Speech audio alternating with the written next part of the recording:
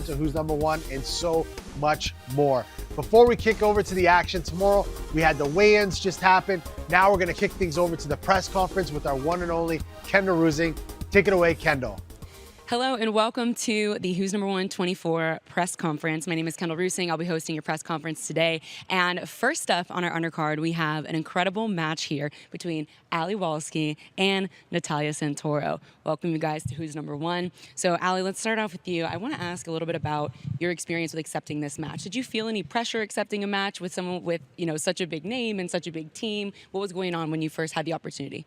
No, I was super excited. So I was supposed to be on Who's Number One last year and then ended up getting hurt. So as soon as I had an opportunity to do it, I was like, hell yeah. Didn't really care who it was against. So you said yes before even knowing the name, right? You're just like, yeah, I'll do it. Yeah. Anyone, I'm in. Okay. Yeah. And Natalia, similar question. Like the FloGrappling world has loved you for years, right? We see you all the time and you're a well-known name, but we've never seen you on Who's Number One before. So what made this time so special? Why now? You see, everywhere I go, people only ask me two questions. Number one, it's how's Gordon's stomach's doing? And number two, when I'm going to compete. So I believe I have the best coach, John Danaher. And I train with Gordon Ryan, Gary Tonon, Nicholas Marigali, Giancarlo Bodoni, Luke Griffin, Elena Crevar. And they are always in camp. They are always getting ready for some type of competition. And I am there 7 days a week for every training session. So I feel like sometimes I am in camp, but I don't get to do the fun part. I was going to say, you're in camp all the time. So it was like, might as well just go out and fight, right? So this time I was like, you know what? And the room is on fire right now because it's ADCC camp. So I'm like, I think that's the right time to go back to the mats. Yeah. Awesome. Perfect. Yeah, a really good lead up. So, Ali, I've got to ask you, tell me about your claim to fame, okay? I was doing some research before the show, and there's something in your Instagram bio I'd love for you to share with the fans so they can get to know you a little bit better. Okay. Explain that to us. Which part? Well, is it the second? Your dad's second favorite? Yeah. So is that or first? Who's the first? That's my best friend. Her name is Katie Bohennick. She's your dad's first favorite grappler. Is that right? No, just your dad. Anybody's dad. Oh, my dad. Their first favorite, grappler. Yeah, your dad's favorite grappler is Katie Bohennick. Wow. And you're the second. I'm the second. So that's just her thing, and then playing along with the joke. Tacked on. Yeah. Okay. All right. So shout out to the dads in the audience. Just all the single dads, especially. So Ali's made quite a statement, right? And it leads really great into my next question, because my question for you, Natalia, is what kind of statement are you looking to make with the fans as far as because you have a new presence on the mats tomorrow night, right? That's an easy answer. Number one is just to make sure that everybody knows that I'm the best UK that has ever existed. And number two, I just want to be able to show them that I actually have a very good technical jiu-jitsu. I'm not just a fun Gordon Ryan's partner. I'm also pretty skilled. So that's what I want tomorrow. Awesome. I know that the fans are going to be looking forward to seeing that, and also not just the single dads, but the fans are going to be excited to see you too, Ali. We can't wait to see you guys have a great match tomorrow. Make sure you guys don't miss it.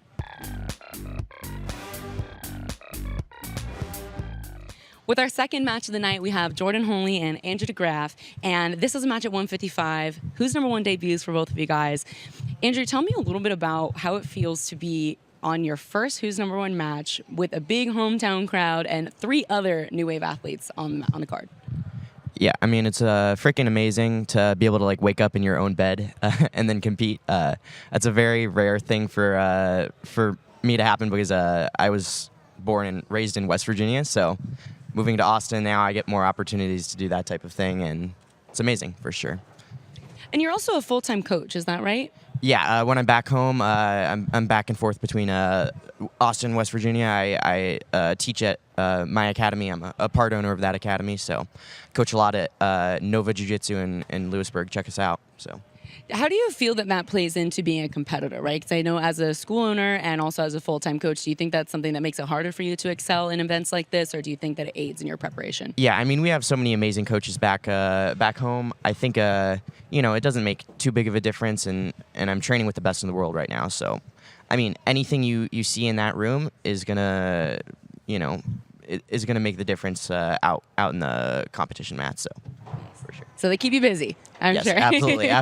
Every Yeah. every freaking day is another battle. So Awesome. So, Jordan, kind of similar question to you because I know you're a full-time coach as well. And it's not uncommon, but I think especially as we get higher up in the levels, we see less of that on the shows like Who's Number One. So how do you think that either aids or does it make it difficult for you to get ready for something like Who's Number One? Right, yeah. So it's kind of unfamiliar for me not to be the coach. My whole career, I've run the gym, the Holy Grail, out of Victoria. And so it's kind of good. I would, as opposed to it being a weakness like most people would think, I would say it's more of a strength because I get to kind of set the schedule for what we learn, how we teach and stuff like that. And so it's always been a benefit to me to have my guys there to help me improve, and they always push me, and it makes possible for me to make a career out of jiu-jitsu, for my wife to stay home, for me to spend time with my family, and to study like copious amounts of tape and read the Bible, things like that. So it really, I think it's a benefit overall, and I think that especially when you have to teach through technique and stuff, you'll understand it more, especially if you can get a 5-year-old to do it, then you can get anybody to do it, So I see it as a benefit. My team's running the gym right now. I'm very grateful for them. So the Lord's been very good to me in that. And I just hope I'm not talking too fast. So. No, you're good. We're keeping up. You're good. So I wanted to ask a little bit about your style as well, because you have a very leg lock heavy game. We know that you like to finish a lot from those positions. And then we have Andrew over here, who is really great with the leg locks as well, but is also super scrambly, right? Very hard to hold on to. So how do you feel your styles match up with that? Yeah, I roll with a lot of white belts, so the scramble's good. No, I'm kidding. But no. I think it was just called a white belt on live air. I was just messing with you. I didn't think that through, but what do you call it? The reason I started with leg locks is because I was teaching the classes and I was like a blue belt, like a purple belt, and I didn't know anything. And so at the time, it was like no one really knew leg locks in Texas, so it was easy to sub a lot of people. So I saw a hole in the game of a lot of people, and so I was very thankful to come up. It was right at the time like DDS and stuff was taking off, and they were subbing everybody. And I don't even think DVDs were around. And I think predominantly now I've learned most of my jiu-jitsu off tape. So back then it was very easy to sub people with leg locks, and so I think a lot of competition is about pulling people to areas that you're more comfortable in and hoping that that they have less defense there, But like I say, Andrew's a good leg locker too, you know what I mean? I think he's a solid matchup all around. I'm excited to show all of my jiu-jitsu. I'm excited to have a good match, and well, God willing, we both won't get injured, and hopefully for my sake I sub him quick, So we'll see. What do you think of the likelihoods of early submissions? I think it's very likely we both are very submission-oriented. I'd be very surprised if you don't see a submission in this match, and I think it's going to go my way, God willing. So, yeah, I'm super excited for this one. My teammates have fought him a bunch. My roommates fought him twice, and he holds 2 wins over him, so I definitely want to get this one because I would not hear the end of it. Get it back to the house, right? I would not hear the end of it if I lost, yeah, so we want to keep that 3-0 record against Jordan Holy. Fighting for more than just the win tonight. That's right. Like. I want my roommate's parking spot. Fighting for this parking spot. We can't wait to see it tomorrow. Thanks, guys. We're back with our third undercard match of the evening. We have Taylor Hishaw and Lauren Sears in a 125 bout. Ladies, welcome to Who's Number One. Happy to have you here. Glad to be here. So, Lauren, let's start with you. We were just talking a little bit before this, and this is a 125 match, but you're actually ranked at 115. So how do you feel coming up a weight class?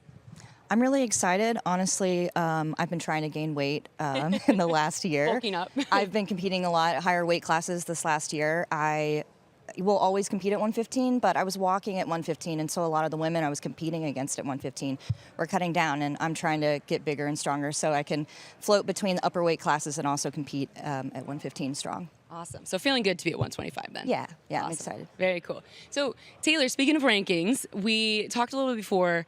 You could potentially be the first person, I believe, to be ranked in both FloWrestling rankings and in FloGrappling at the same time. Is that correct? Yes, ma'am.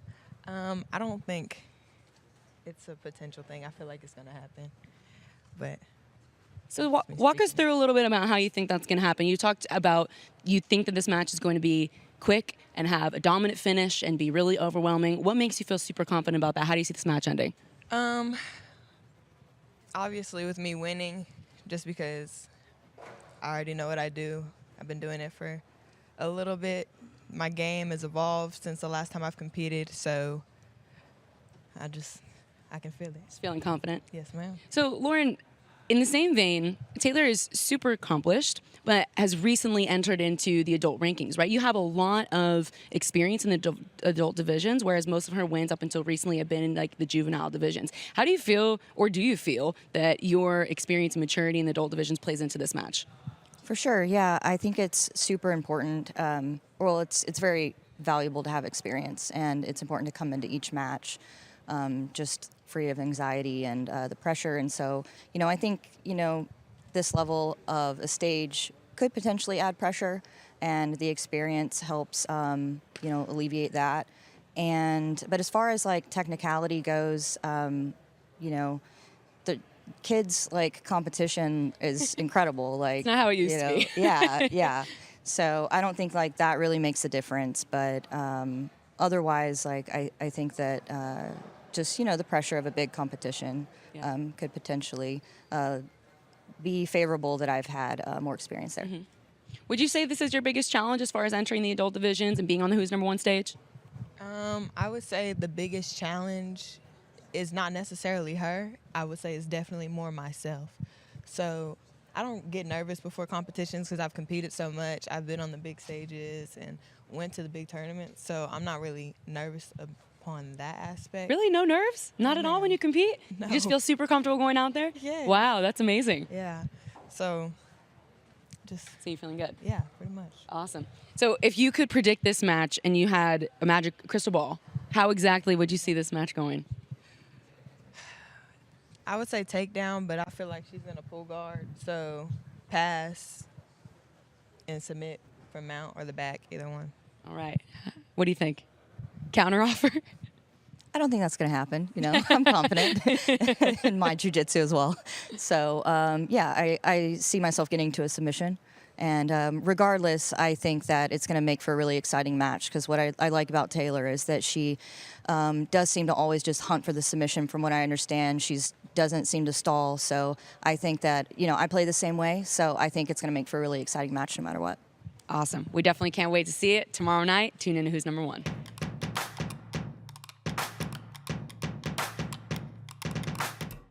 And we're into the last match on the undercard here. We have Felipe Costa to my left, Declan Moody to my right. This is a heavyweight match, and this is a very, very spicy matchup between two ADCC competitors. Both won trials at plus 99. Felipe, welcome to Who's Number One. How you feeling? Thank you. Feeling awesome. Feeling I've been dreaming a lot about being here, and now I finally got my chance, and I feel ready, ready to go there tomorrow and show a good jiu-jitsu. Awesome. So Declan, welcome to Who's Number One. It's your debut, but obviously not debut to big shows. You had a big win at the trials. What is your opinion here on this kind of clash up between an Oceania trials winner and a South America trials winner? Yeah, I'm looking forward to the clash. I think it's a good opportunity for me to show that the Asian trials winners are a threat. Do you think that people don't always think that? I think traditionally, if you look at the seeding, and traditionally we have been towards the lower end of the seeding, and I'm hoping to show now that that entire area is coming up in a big way.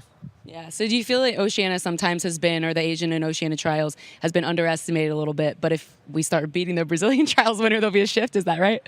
I don't think it has to be any other certain area of trials winner. I think we are going to start beating everyone. I think that's the plan.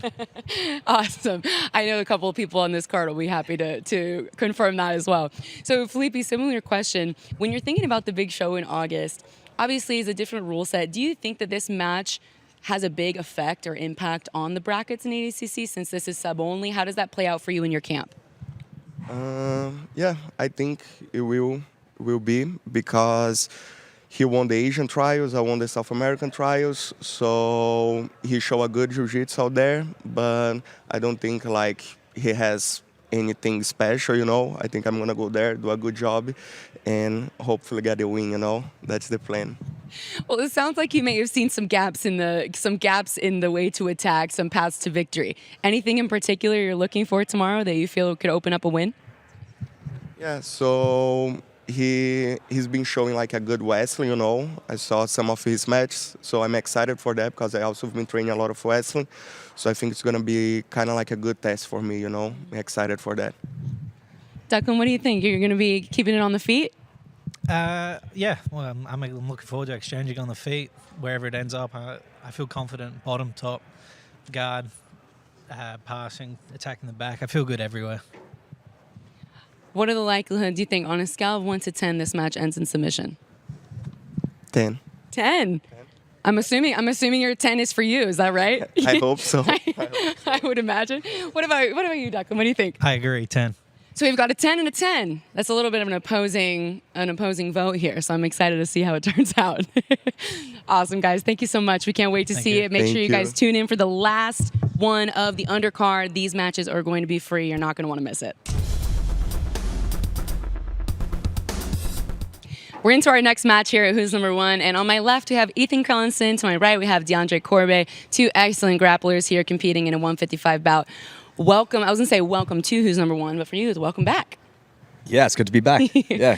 DeAndre, tell me a little bit about the hat situation. We talked a little about the style. You guys got a rivalry going on here? I guess, man. We got the dad hat versus bucket hat. It looks good on Ethan, though. I like the bucket hat on him, bro. Thank you. Yeah, pull it off. Big style here at Who's Number One, that's for sure. For sure. So this match, we know there was a last-minute replacement. We had originally Cole Abate. DeAndre jumped in and was able to replace. Ethan, how were your feelings when you heard the replacement for the match? I know you were really excited. You were confident about the Abate match, but obviously I have a big challenge in front of you here. Yeah, so the Abate match was definitely very exciting. I'm sure we'll run into each other down the road. I think he, got injured, sounded pretty serious, so best wishes to him. But yeah, DeAndre's a tough replacement. It's not like, I'm getting like a freebie here as a replacement. This is going to be a tough match. I won trials recently. He's been on fire for a few years now, at least. So yeah, I'm excited and I'm ready for it.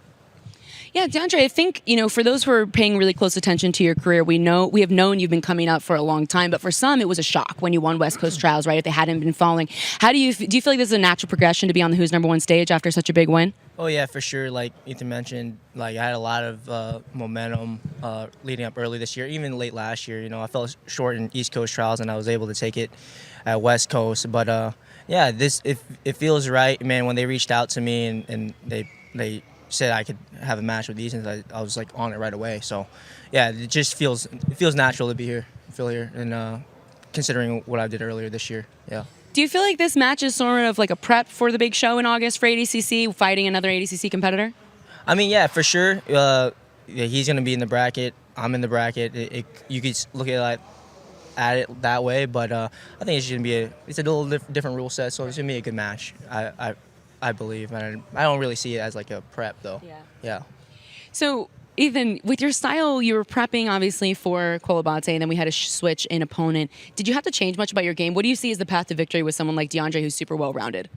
I mean, yeah, Cole's also definitely well-rounded. But no, it's kind of, we're always training. I mean, I'm like, maybe the only difference is Cole would not have wrestled, whereas DeAndre may or may not. I don't know. You don't know, man. I don't know. Hey, we'll see tomorrow. It's a mystery. And yeah, that's it. Not much change. No, just scrapping. Other than the bucket hat, any particular path to victory you're seeing, DeAndre? Other than fashion. Oh, no. We already got that down. So path of, if anyone's watched my matches, try to put them on their back, keep them down, work the pass, and just try to get the back. I mean, that's, if I had to say something, that would be it. But who knows where the match goes, and I'm sure it's going to be an exciting match. Yeah, a lot of pressure when we watch your style, for sure. What do you want the fans to know? This is your kind of introduction to the Who's Number One stage. We get to see you out here. What do they need to know about me? Other than your hat preference. We got that. I mean, if you guys follow standard jiu-jitsu, we're about promoting an approach that's not typically seen in the jiu-jitsu scene, and we're not trying to change, tell people to do this way or that way. We're just providing another perspective, and hopefully I'm a good representative of that tomorrow.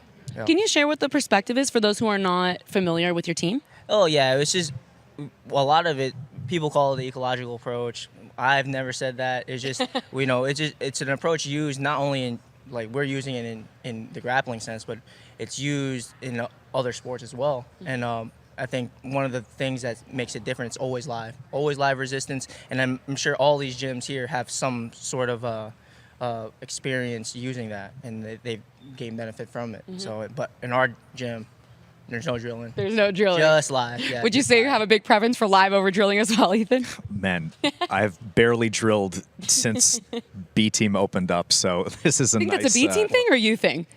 Probably a me thing. I don't know. We're getting back into it now, but yeah, I mean, I love it. Let's just go in there and train. I mean, there you guess. go. Like you got big gyms, big teams. We just got different language. You know, we're just describing it different. But I think that's the trend that we're gonna get grappling to a more professional level. You know, we start with like events like this, but then change the training structure, and we'll start moving along just like other sports. Yeah. Awesome. Well, we're really excited to see how you guys match up tomorrow night. Make sure you guys don't miss it.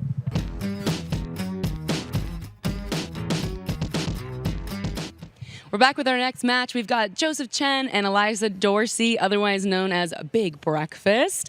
Welcome back to Who's Number One, guys. It's a very interesting matchup because both of you guys have one submission victory on WNO. You're both 1-0. So what is the kind of statement you think that can be made, Joseph, with having another one on the match tomorrow?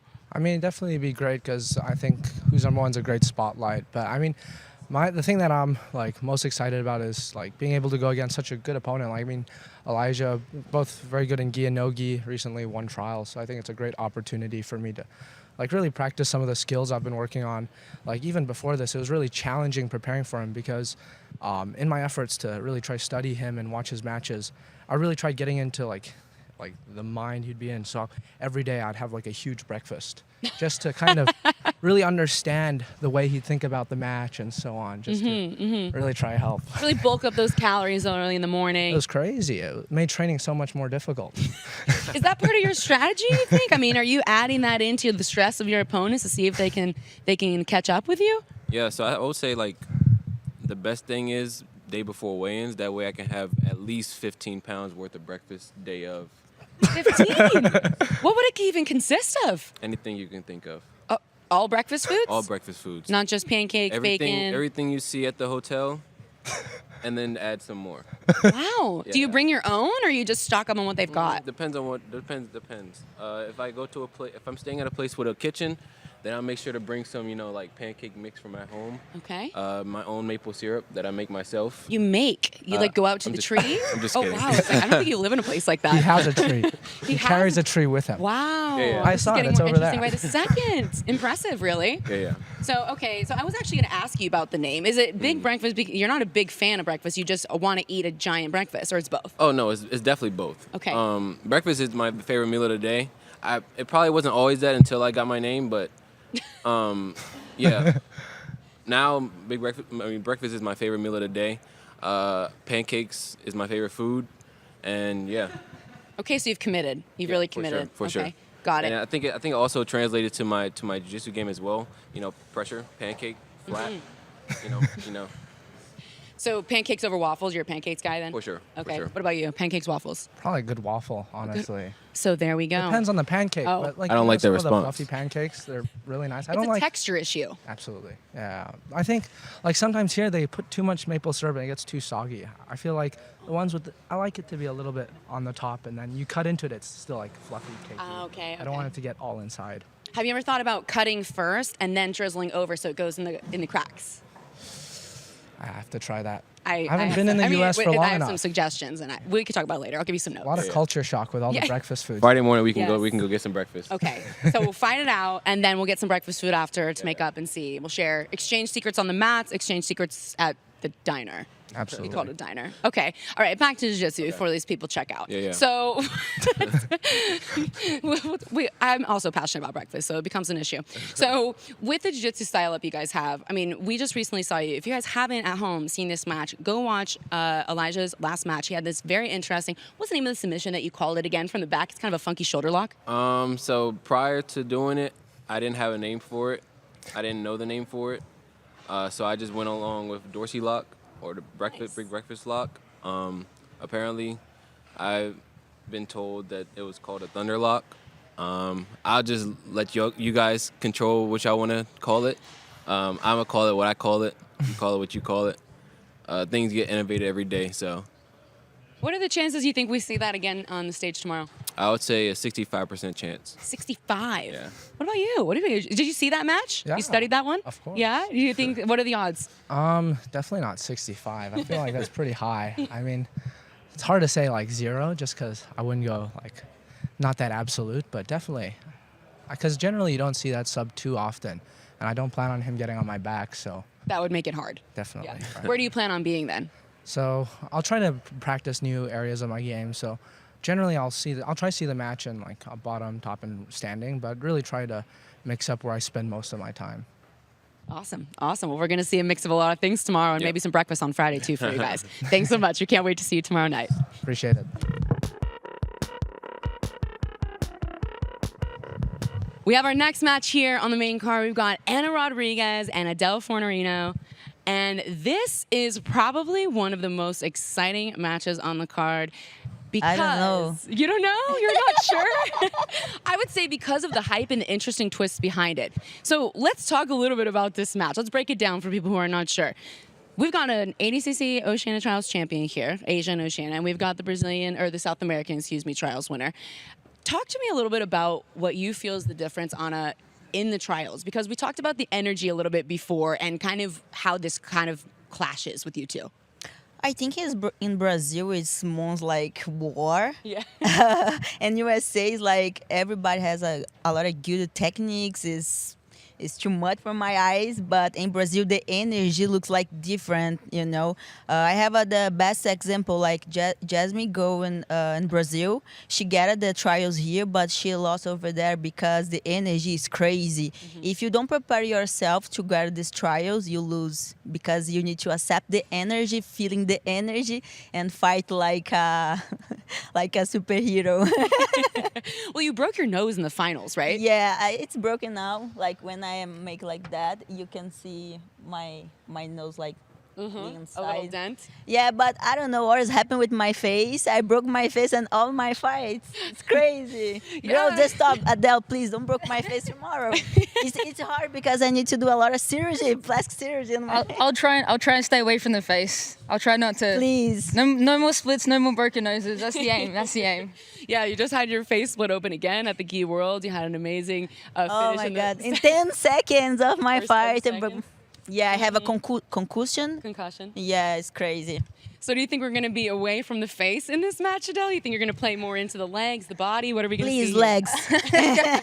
Oh, look, if she's saying legs, then I guess she's telling me where to aim. But I definitely have no intention of splitting her open or messing up the ears or the nose or anything like that. You know, that's not how I want to fight. I don't want to fight dirty. I'm not throwing hands out there. It's not a combat jiu-jitsu match. I hope it doesn't turn into a combat jiu-jitsu match. Could get confused with the hat here. I mean, you're bringing a very certain kind of energy to the table today. There's some dominant energy coming on. There's, I still want to do some good jiu-jitsu. I still want to go out there and do some dominant jiu-jitsu, but I won't be throwing any hands. God, that's for the car parks and the after hours. So maybe later. That's the jiu-jitsu 2.0 that's coming after. Nice. So there's also, when we think about this match, Adele, I want to ask you kind of a similar question. When you were preparing for this match and watching Anna's matches, she's a little bit newer to no-gi as far as you specializing more in no-gi. How do you see a path to victory in this match when you know you have someone so tough across from you? I think it definitely benefits me, the fact that there's no worm guards and no lapels going on. Yeah. But I think no-gi jiu-jitsu is just as technical as gi jiu-jitsu. There's different, you go into the rabbit hole of a lot of different things with leg locks, and now upper body attacks are becoming more popular. But, it's a different style, it's a different type of jiu-jitsu, and, I think there's going to be a bit of a learning curve coming from such a gi background, but, her gi's amazing, and it'll be very interesting to see how that kind of translates over into the no-gi scene. Mm-hmm. So speaking of you two matching up, you're both in the -55 ADCC division in August, right? So what do you think this match tells you as far as, does it give you data? Does it give you confidence going into ADCC for your first time? Adele will be returning for the second time, so it's an interesting matchup, right? I'm not a special grappling fighter because I have two competitions in no-gi, but I'm always confident with myself because if I'm accept one challenge, I have feelings like I will do, and this fight prepare myself to ADCC because it's a crazy tournament, and she's stay on my division. We can fight with her, probably. I think so. And this fight is really special to prepare myself for ADCC. And she talking about lapel. It's a long time I don't play with lapel because I try a lot of things. But it's really easy when I put my gi and grab the lapel. No lapel now. What's happened? And if she don't know what she wants to play with me, tell me, because I don't know what I will do tomorrow. Tell me. Might have to have a little pre-prep session. So we know this match is at 125. Adele, you're also ranked at 115, and I know we've been trying to have you have a match on 115 for a while. Talk to us a little bit about the struggles with that. Is there anyone in particular you'd want to be fighting? Look, the girls there right now are really quiet. Like, we haven't seen a 115 match in years and years. You know, there's a belt at 115 that just hasn't been fought for. Like, my Issa just will not take a match at 115, and she you needs want the belt, right? I want the belt. I want the match. I think it's going to be an amazing match, but all we need is a contract to be signed and a date to be organized, because it'll be an epic fight. Like, I know that that's what a lot of people want to see. I know that it'll be an amazing match. Two very, very cool styles, but sign the dotted line. You know, at this point, it's just like sign the contract. You think you'd be looking to have both the 115 and, if you were to win this match, and be present in 125 as well, and be looking for both belts? Oh, I think I could stay consistent in both belts. I think that there's enough girls that are consistently competing in both divisions that I could stay active in both and hold on to both belts for sure. Like, I think it'd make it like the first female double champ, I believe, which would be pretty cool. Having both of those belts would be amazing. That would be awesome. What do you think about a belt in your future, Anna? Is that something you're looking towards as well for the Who's Number One championship? What do I think about the belt? Yes, ma'am. Nogi, it's a crazy place to me. I don't like that. I hope you like it enough to fight tomorrow. We're doing Nogi tomorrow. I love Asusas. And if I need to do that for get more sus on my career, I will do. But I don't like it. Or what? What's the word again? Susas. Susas? Susas.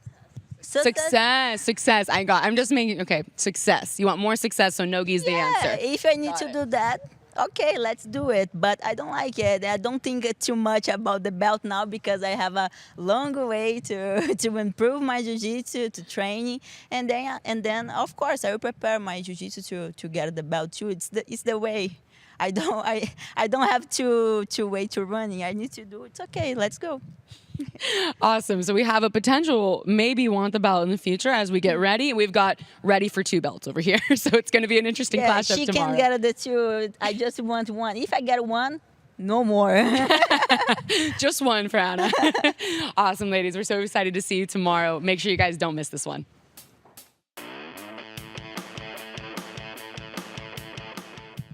We are back with a highly awaited match. We've got Tynan Dalpra on my left. We have Jacob Rodrigues on my right. Welcome back to Who's Number One. Both of you guys not strangers here. How are you feeling going into this fight, Jay? Good, excited, prepared. Much more prepared than my previous events here, so hoping it's going to be a good one. Nice, nice.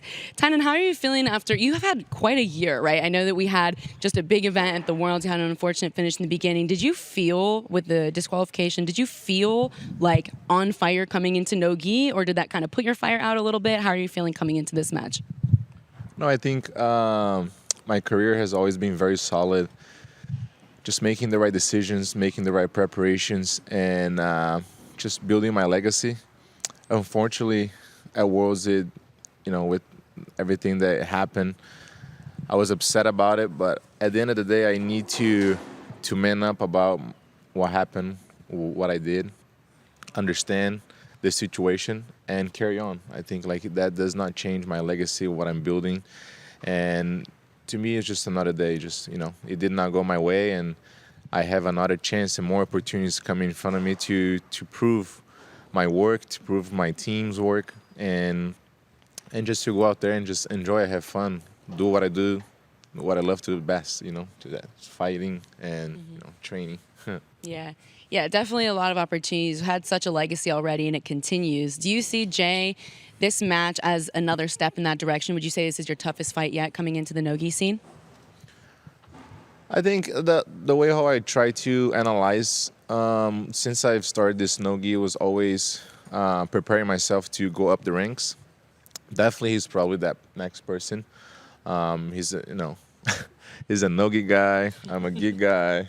This is a nogi fight, and Well, his style is so nogi oriented, right? It's like super scrambly, all over the place, dominant from so many positions. It's got to be hard to deal with when you're used to being able to attach yourself to somebody with the gi, right? yeah, definitely. But I think the nogi allows me to express a little bit more about just myself, just to kind of go out there, and that's why I'm looking forward to doing this match. Just to be able to experience it all, takedowns, bottom, top, submissions, and I feel like the rule set really helps with this and makes it very entertaining, and it excites me to be to have such a worthy opponent in front of me and to be able to do this again. Nice.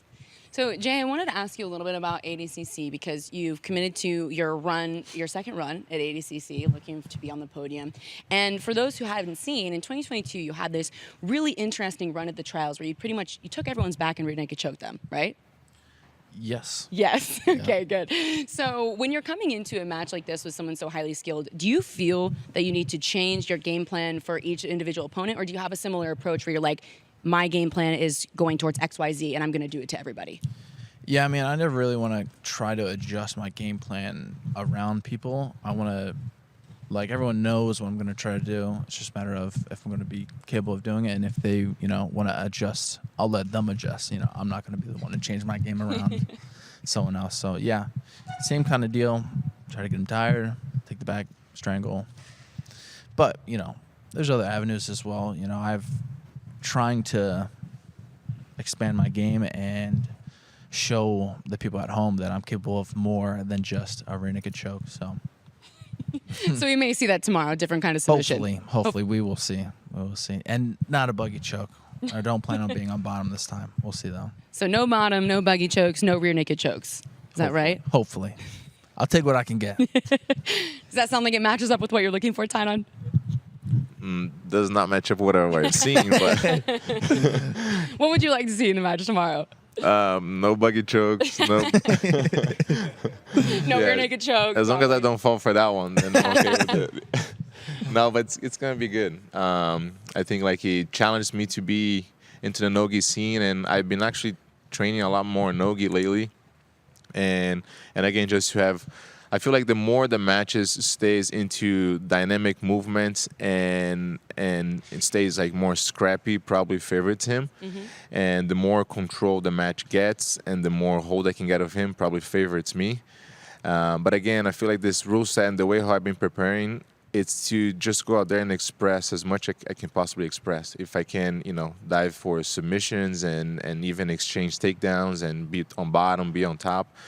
Just get a good 15-minute, of fun and enjoy my time out there. Mm-hmm. Now, after this match, do you have anything in mind? I mean, we haven't heard from you about the summer. Are you making bigger plans for your nogi career for the rest of the year? Well, I've been always great. Have a great relationship with the FloGrappling. That's what I've been doing my nogi matches at. This gonna be a crazy day on the ADCC and the CJI. And whatever it helps to push the sport forward, I'm game with it. So I feel like this matches, the super fights, it excites me to do it. It gives me a good time of preparation to do so. There's two great challenging events coming in the same day. So just stay out of the drama and keep doing my thing, and keep training, keep building my legacy, and just continue to do so. But we could potentially see you on the mats somewhere later this summer. For sure, right? Yes, for sure. Right. No, you will see me there. All right. Out there, yeah. Awesome. We can't wait for it. We're super excited for that. But more importantly, we can't wait to see this highly awaited match. See you guys back tomorrow night.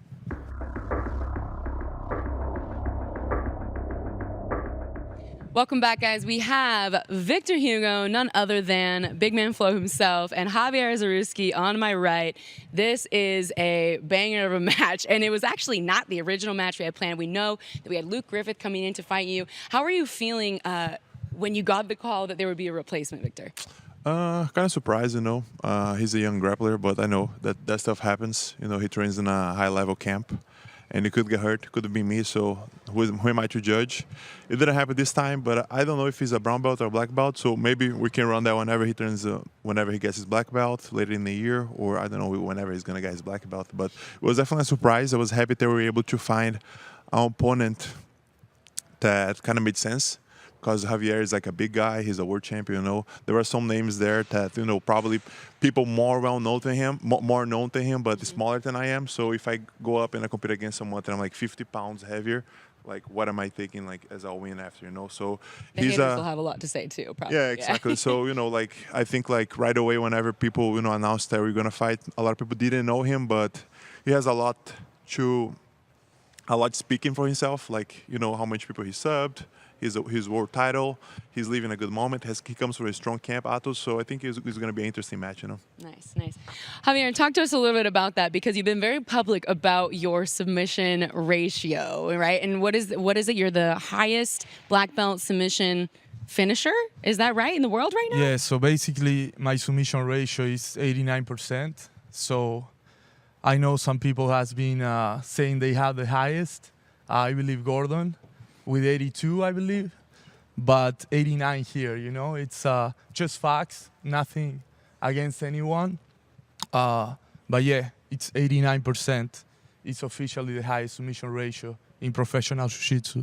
Yeah. Do you think that plays into the pressure that Victor may feel as like a last-minute replacement, someone who finishes a lot of their matches? You're the most recent no-gi world champion. How do you think that affects him coming into this match? I don't know. I mean, that's up to him. That's up to him, but I know it hypes up the fight. It's a very interesting fight. Like he said, the numbers are there, the facts are there. I am the reigning super heavyweight world champion. I am #1 in the world. I have the highest submission ratio in professional jiu-jitsu. So, it's an amazing match, Victor has been doing amazing, great career. And it's just an amazing match, I can't wait. Really. As someone that is kind of making their big statement now as black belt and you're kind of becoming more well-known in the jiu-jitsu world, what do you think a win over someone like Victor would do for your career? It's definitely gonna give me the pass to the next fight, because I want Gordon next. So that's what I'm looking for. So your path is no-gi world champion, Victor Gordon, is that right? I believe that to be God's plan, yeah. How do you feel about the path, Victor? It's a wall right there. A wall or a wall? Yeah, there's a big wall right there. A mountain and a wall. It's going to have to either hop the wall or go through the wall. We'll see tomorrow. Tomorrow, we'll know more. We will definitely. Actually, a mountain. They call it a mountain. I said big a wall, mountain, a mountain. no question. Yeah, no question. A mountain sounds better. That. No question. A big mountain. We might see this one go But off you know what? God split the sea, He did miracles. So, A sea, but not a mountain yet. Not right? a mountain. I mean, he can do whatever. God can do whatever he wants, So he's in charge. Not me, not Victor. God is in charge. So anything is possible, Nice. So water, mountains, we'll take it all. I mean, up to God, but yeah, that's what I believe. But yeah, I mean, I'm very, very honored. Victor is an amazing opponent, great career. I'm just very happy to be here and to take on him in one of the biggest events in Jiu-Jitsu. I think the best who's #1 ever. So I'm just very grateful and excited, Yeah. I mean, you're actually one of 15 ADCC competitors on the card, right? So you just received your invitation recently. Yes. How do you think that this match helps you prepare for your first time at the big show? I mean, it's huge because, ADCC is, it's going to be the biggest tournament in Jiu-Jitsu history. And, having a high-profile match is definitely what I'm going to see there, So it's a great warm-up, a great, stepping stone for that 99, minus 99 in that case. Can you also give us a little bit of insight? I know we talked before, you wanted to speak a little bit to why you are representing who you're representing coming into this match. You want to touch on that? Yeah, so basically, for the people that don't know, I'm born in Uruguay, but the reason I'm representing Israel is because I'm Jewish. And, my people have been through a lot lately. There's a lot of misinformation, and, my great-grandfather, grandfather, They came from, from Europe when the Nazis were taking over. Everything was taken away from them. It's just a miracle that I'm here alive. So, during this time, I have to stand up for the Jewish people. There's no question. They are fighting for my existence. Just like they did back in the day. From my place, from my realm of influence, I have to do my best to represent those people, represent my soul, which is Jewish. So that's what I'm doing. That's why I'm representing Israel proudly. Thanks, Javier. Now, last question for you, Victor. You've been a little quiet over there after some of those claims. You asked me one question. I was like, you're already kicking me out. No, I would never kick you out. Never kick you out. You always have some good things to say. But I wanted to turn it back to you because we've got a lot of talk here about splitting mountains, climbing over them, hopping through them, and very high black belt statistics. So with someone who has a bit of a longer black belt career, and you've also been the no-gi world champion before, do you think that that's a fair claim to make for Javier? Definitely. I think like what I'm looking for the most in these matches, I'm also going to face someone that I haven't faced before. Like we never fought each other. And another name that is living a great moment. I think if you ask him right now, he's probably living the best moment of his career right now. He's recent world champion. Just got an opportunity to face me. And I think even though he was a replacement, it just makes my be more alert for the match. Like on his position, he is the one that has less to lose. Myself, I got a last minute replacement, so I'm thinking of him very highly for this match. I'm taking super serious, and other than that, it's just good to compete in Austin again. I think it's been 4 years. Feels so weird to just wake up at my house and come do this press conference, and tomorrow, wake up at my house and go to compete. So it'll be a unique experience, something very meaningful for me, and also I'll have a lot of people pulling for me tomorrow. I think we have over 100 people confirmed. So, wow. I think it will be an interesting experience. And your teammate, right? So you and Felipe are fighting on the card for the first time together? Yeah, we're fighting together for the first time on the Who's Number One. Probably the first time we fight in Austin together because Felipe's usually is more active in competing here. And as I said on the other interviews, a lot of people that are going to be here tomorrow watching me, they don't get to watch me live. And also don't get to watch me very often because I'm not competing the whole year round. I'll probably compete 6 or 5 times a year. So it'll just be a great opportunity overall. And for me, even better to be competing, against such a good high-level opponent as him. Do you see any particular path to the mountain preventing the victory? Is there anything you have in mind as far as how the match starts off, how you're going to win? Avalanche, it's gonna come down, just high pace, bring it. He brings it too. I think the number speaks for itself. So yeah, the way to win is gonna be the avalanche on the mountain. All right, we got an avalanche, but we also got potential higher power interference. So we're not sure what's gonna happen. Hopefully yet. he knows how to ski. May see some skiing tomorrow. Make sure you guys don't miss this one.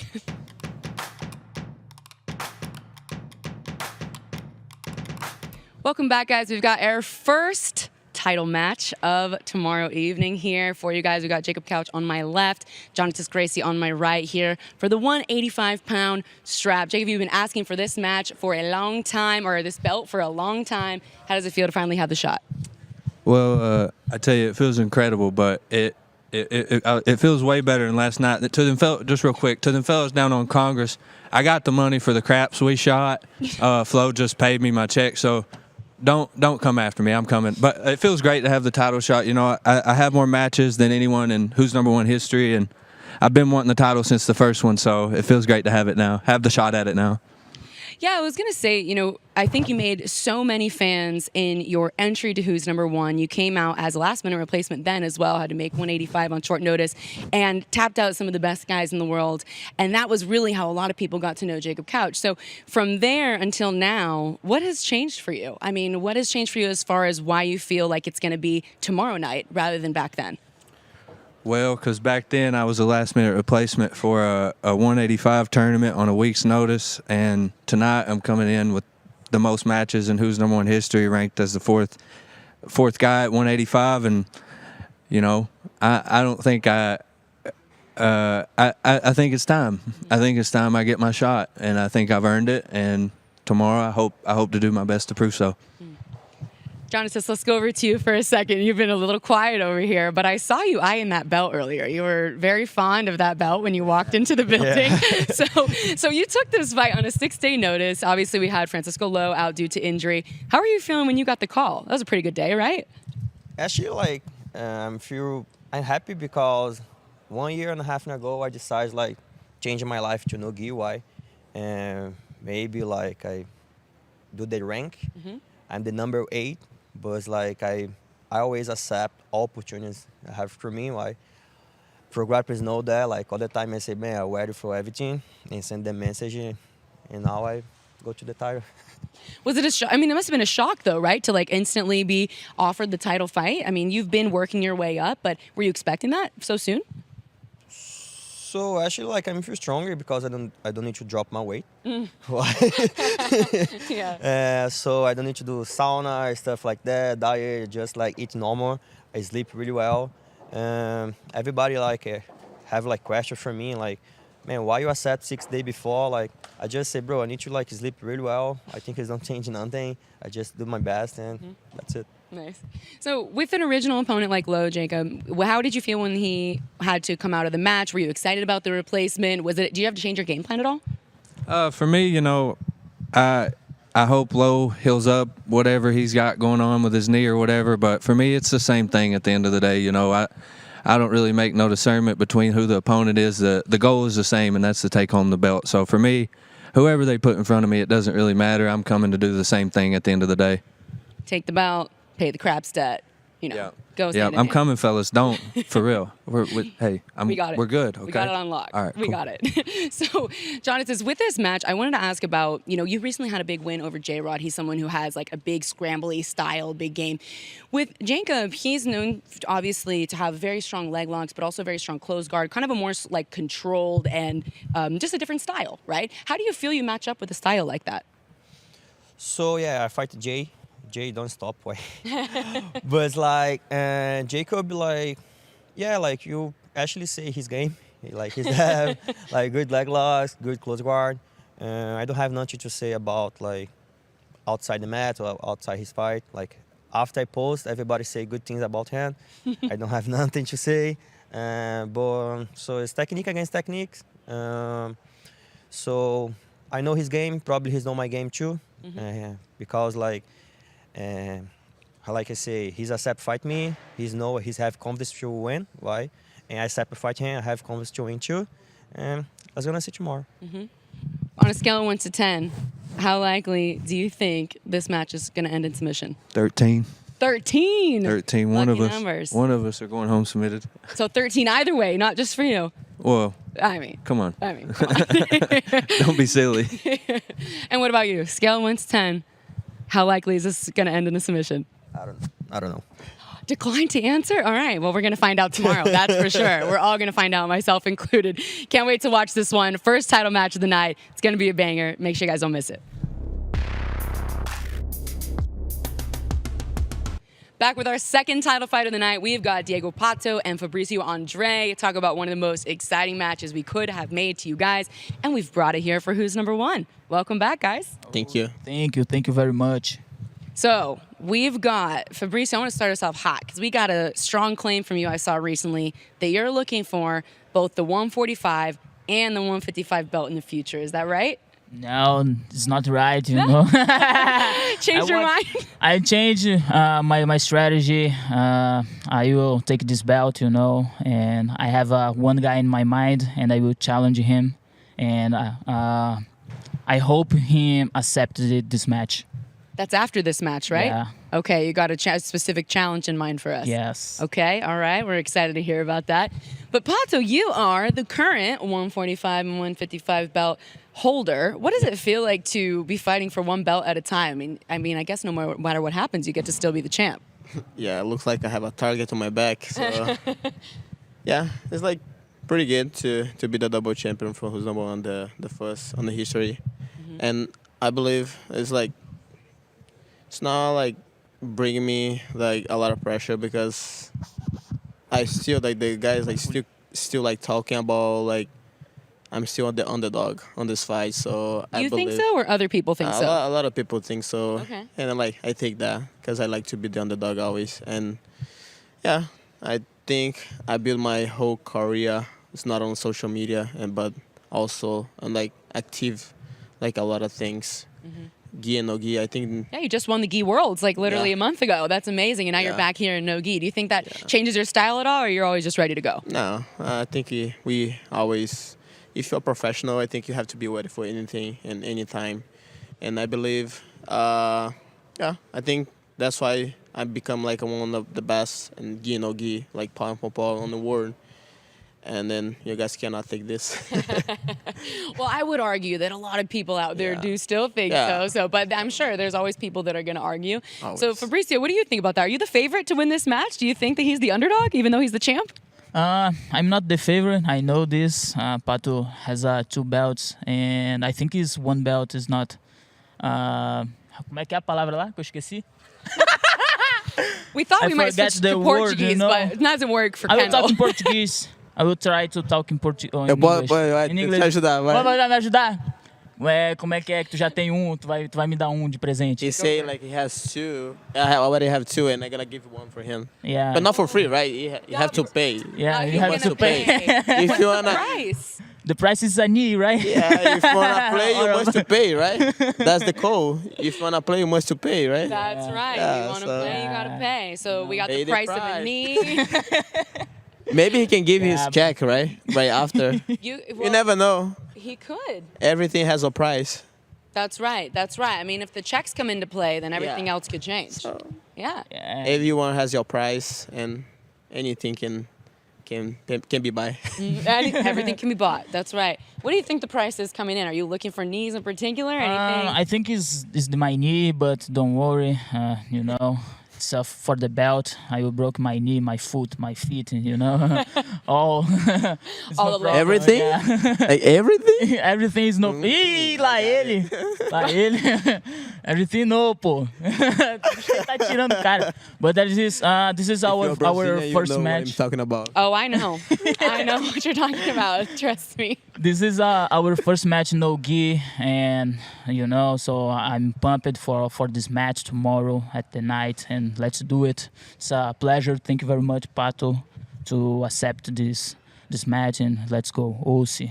Yeah. Tamo junto. This is an awesome match. Make sure you guys tune in for this one. It's going to be really, really crazy, especially because last thing I want to mention, Fabricio, is that you are the current ADCC Trials champion, right? And then we have over here bronze medal from 2022.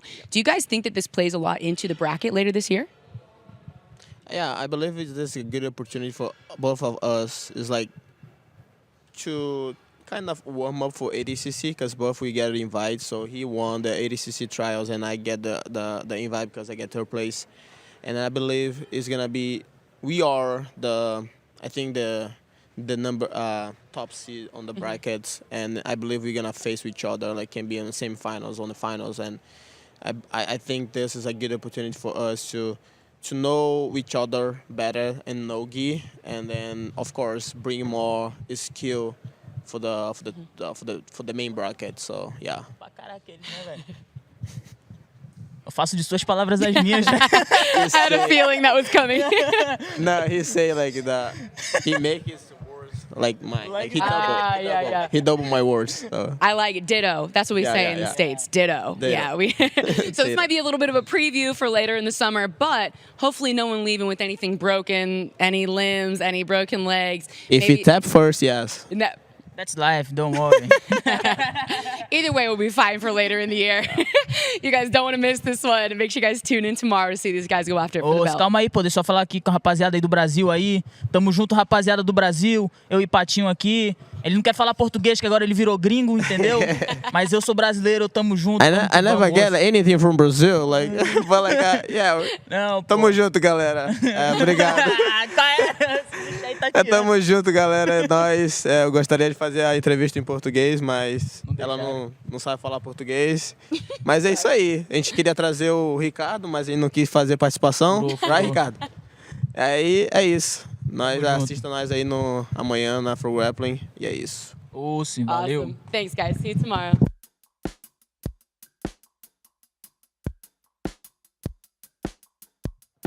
Welcome back to our final match of the evening for tomorrow here on Who's Number 124. We have none other than a title match between Gordon Ryan here on my left, Josh Saunders on my right. And this was a pretty shocking match, I think, for the fans, right? It was announced about 2 weeks ago. How did you feel when you got the call, Josh?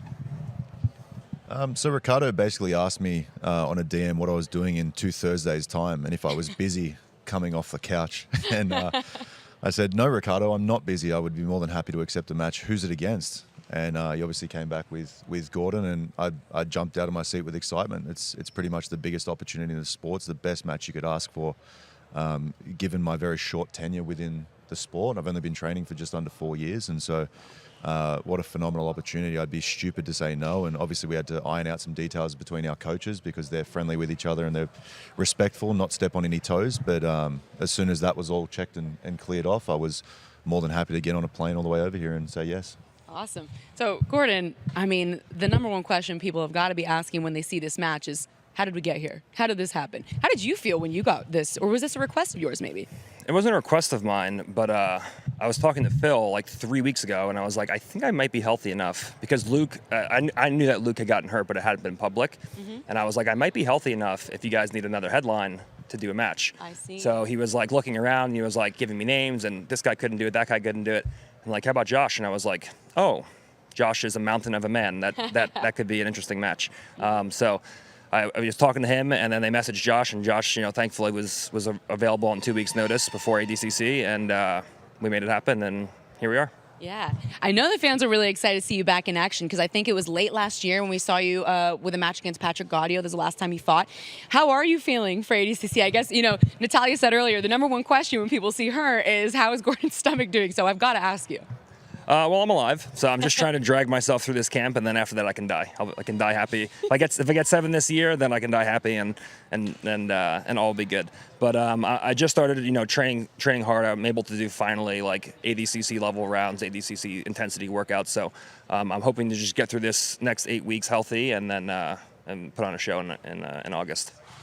Do you think that plays into this match at all? I mean, as far as him being out for so long, it's been a while. We know Gordon is so well-versed on the mats, but it has been quite a while since he's been here on Who's Number One. Yeah, of course, I think it plays a factor, but it would be remiss of me to take anything away from him. He's pretty much the standardized version of what you aim for in the sport.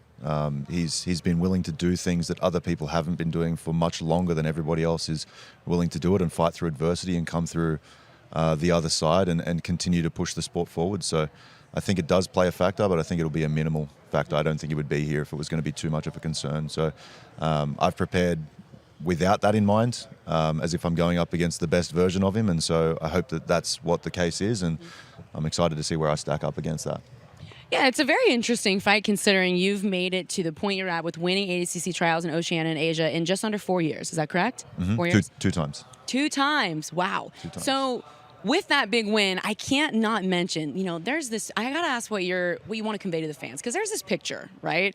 And you win ADCC trials, and you walk off the mats, and you're flipping the cameras off. You got this crown emoji on your head, which we know is patented Gordon Ryan style. I was actually watching tape on him, and I saw him win the trials and then go flip everybody off, and I was like 3 in the morning, and I just started cracking up.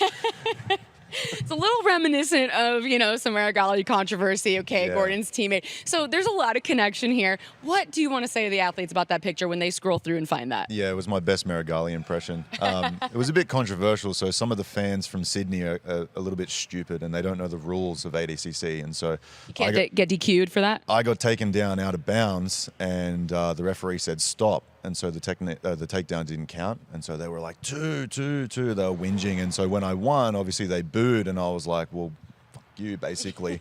If you want to come on the mats and protest, you're more than welcome to. And so that was just a bit of a stand up against the crowd. Like I don't think that talking shit or booing somebody is ever necessary. So that was my little response to that, and that photo got pretty viral, so that was pretty funny. And the emoji. I mean, it was a little Gordon Ryan-esque with the crown Yeah. emoji. Was that some sort of statement as well, or you were just like, no, I'm the king No, where I'm at? my best mate Zach put that on my head, and the first time I ever watched jiu-jitsu was the 2019 finals against Buchecha, and this was like 4 years ago now, and my best mate Zach said to me, he goes, you're going to face that guy one day, and here I am. So it's cool, like put a little bow on this experience, which is really nice. Mm-hmm. So, fun fact as well about you that not everyone might know, Josh, is that you have a big TikTok, right? You kind of have like an influencing thing going on. I know you might not like the word influencer, but the reason I bring that up is because there was a lot of noise after this match was announced, right? People were talking a lot about how they didn't think that you'd be able to come in and win this match. And with being on social media so much, you must get kind of used to that kind of stuff rolling in. What do you have to say to the fans that think that this match, is what it is? I used to work as a bar attendant and a nightclub security guard, so I'm pretty well versed in dealing with idiots. I don't even know if those people are real on the internet. Bots.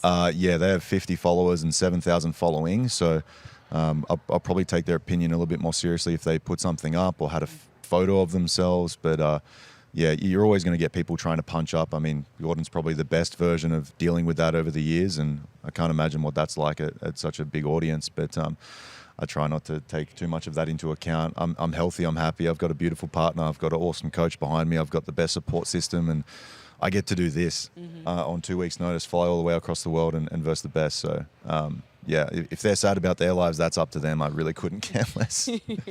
And Gordon, do you think that this match will tell the fans a lot about how the both of you guys will look at ADCC in August? I think so. I mean, people are going to say whatever they're going to say regardless. Like, you're going to compete, you're going to win, you're going to lose. People are always going to have something to say. So it's just like you said, like, the internet now is just like such a random delusional place that it's like you can't even argue with people or like listen to anything they say because it's just so detached from reality that it's just like useless to even acknowledge it. But I think this will be definitely, people will be excited to see because, obviously this is his second trials win, his second run at ADCC. And then, there's always the big question of me and, am I healthy? And, I haven't competed in a while. So I think that it'll answer some questions that fans have for sure. Yeah, that's what I'm thinking too, because people are watching to see what are the evolutions, what's the style. They haven't seen you in quite a bit of time, and they may not be as familiar here over in the States, especially with your style too. So it should be a big window into how you guys are going to look in August, right? Yeah, I agree for sure. And we're 8 weeks out now, or two. Everyone's pretty much started their ADCC camp now, so this will be pretty indicative of what everyone's going to look like at ADCC. Obviously, there'll be some changes and some tweaks, and some people will be in better shape at ADCC. But we're getting pretty close now. Mm-hmm. What do you think the chances are, Josh, of pulling off the big upset that so many people want to see? Because we know a lot of people want to see it. What do you think the odds are? There's definitely a possibility. It's obviously a gigantic challenge. He's very good everywhere. Tactically, skillfully, obviously prepares well, has a good mindset for competition and has proven it again and again. Anything is always possible. I have the utmost faith in myself and my skill set. And like I said, I'm 4 years into this whole dance thing and I'm preparing for it to be the next 20 years. So it may or may not be this time. It may or may not be the 5th match that we end up having. We're both heavy, so I think we're destined to have a couple of matches, but I think there's always a chance. And any other big names after this match, win or lose, that you're like, okay, now that I'm over here, I'm in the mix with the guys in the States, I'm on Who's Number One, making my debut. Is there anyone in particular you can see yourself having a great matches in the future? I would love to go through the whole heavyweight division. I think all of them, yeah, one by one. I think that would be fantastic. Okay. I mean, what do we do this for, right? I don't do this to sit on the lounge and fight Instagram people and TikTokers. I do this to see where I stack up, and I think I've got a pretty unique skill set for heavyweight. I don't like to sit on my knees and do nothing. So I think, yeah, bring everybody. Bring it on. All right, guys, we're going to try to keep this one on the mats tomorrow. Not sure with some of these heavyweight matches, and he doesn't want to be on the knees messing around. He wants to be on the feet. So we're going to see a great match. Yes, Gordon? I also have one more thing for anybody who watched the entire press conference to Javier, whatever his last name is. Yes, I'm glad you brought that up. Well, yes, technically his submission rate is higher than mine. It's 89% versus 82%. Most of his wins at black belt consist of mostly ADCC and IBJJF Opens, and he hasn't fought or beaten a single ADCC champion. Wow. Mine's 82% with more wins over ADCC medalists and champions in history. So yes, statistically he is correct, but no. Yes, but no. Do you think he's barking up the tree specifically to look at a match with you in the future? He might be, but like, if I did Nagas, my submission rate would be 99%. like he's never fought or beaten a single ADCC champion, and he's claiming to have a higher submission rate, which yes, he does, but it's the quality of opponents is what's most important. Do you think he'll be able to do it on this show? I mean, he's got a big challenge ahead of him. I mean, I couldn't submit Victor, so hopefully not. That might make the argument a little bit tough, right? Yeah, I'm excited for him to go out. He submitted. I was watching him. I was out at the Worlds that he won, and he submitted Vinicius. I'm pretty sure in the finals, and he won super heavyweight. That was a pretty light Nogi Worlds, versus when everyone was like big into the IBJJF Nogi Worlds. We'll see. Everyone's got my name in their mouth, so we'll see what he can do against Victor.